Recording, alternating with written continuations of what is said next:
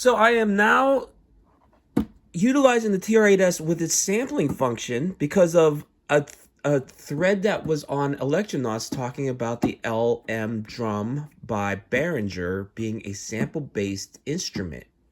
And I had that pre-ordered from two different places. One was from Alto Music, the other one's from Sweetwater. Sweetwater, my place in line, they're saying June. Alto said on their website February. So I was like, oh, I got to get that. I love the Lin drum. I want to get that.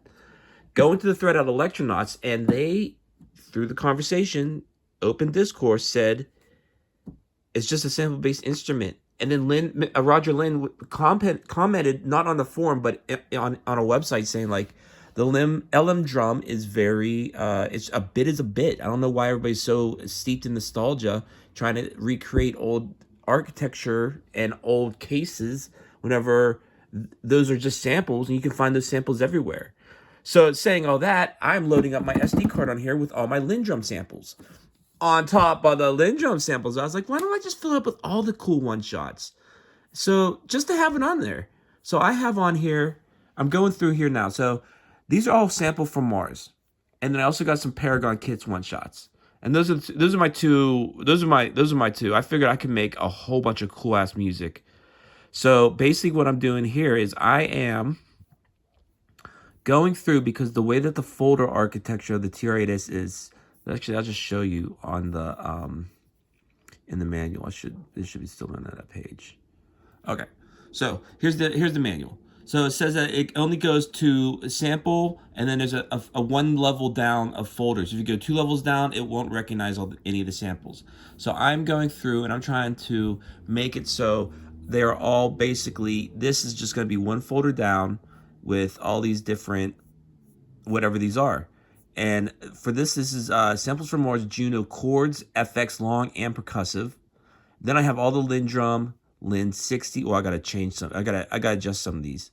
Lin 60, LM1s, and now I'm doing Paragon Kits, one shots, volume 1, 2, and 3. And I'm basically just trying to clean up the actual title of the sample itself, because I already know what I'm going to be doing whenever I get through here. And then I'm trying to get like a master folder of all these different and of all these, a master folder of all the different kits themselves that would just, so I'm basically like consolidating this into one folder and then bringing it out into the sample folder itself, so I'll know exactly what I'm getting or what I'm searching for. And then I'm also taking away any special characters, because that could be a problem for importing samples. And you can see it, like basically anything that's a one shot based from, so from samples from Mars is tape fragments, vinyl synths from Mars, Paragon Kits 1, 2, and 3, LM, Lin 60, Lin drum, and Junos. And then with that, I can make a bunch of crazy music here. And I'm basically not gonna, I'm basically just gonna be able to play, by giving up a track or two to load up with these samples on the TR8S, I will be able to just like kind of make a cool groove if I perform with just this as a drum machine, which is basically what it's a performance machine, really.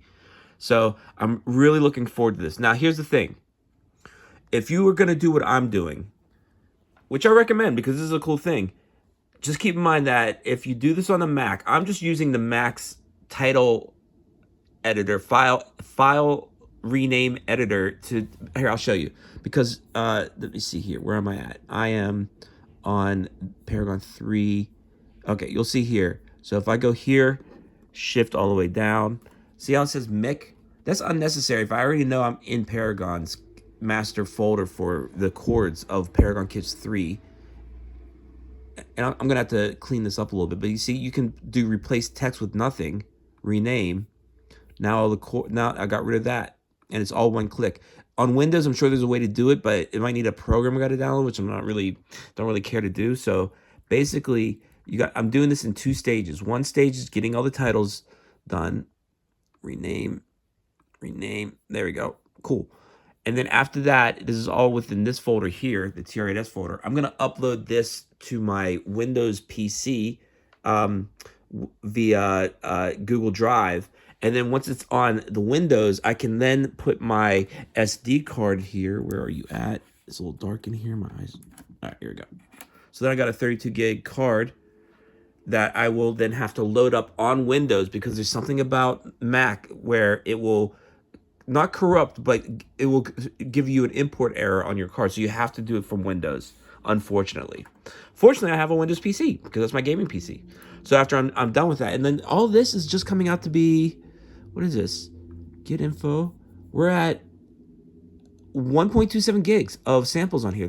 And I don't want to overload this thing with all the samples, because this isn't a sampler, and I have all these same samplers on my SP404 over there, but this is just going to be a great way for me if I want to pull out like just a cool little jam, because I really want to perform where I am going to like live produce something and perform that way, instead of having like me just playing a track I've already made.